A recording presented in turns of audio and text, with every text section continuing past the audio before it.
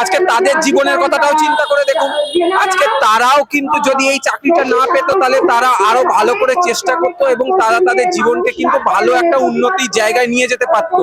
কিন্তু এখন যারা অযোগ্য যারা যোগ্য, এই দুটোকে এত সুন্দরভাবে খিচুড়ি করে দেওয়ার ফলে তাদের ফ্যামিলি এবং তাদের নিজেদের যে জীবনের একটা কি বলবো সুইসাইড করে দেওয়ার মতন মানে পরিস্থিতিতে তৈরি হচ্ছে। এটার জন্য একমাত্র দায়ী এই সরকার।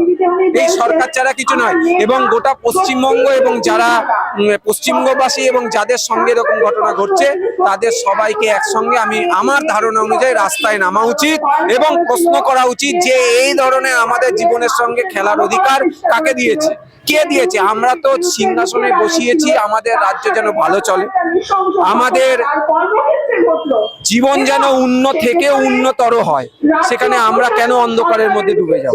এই প্রশ্ন সবার করা উচিত, যেটা সংগ্রামী যৌথ মঞ্চ করছে।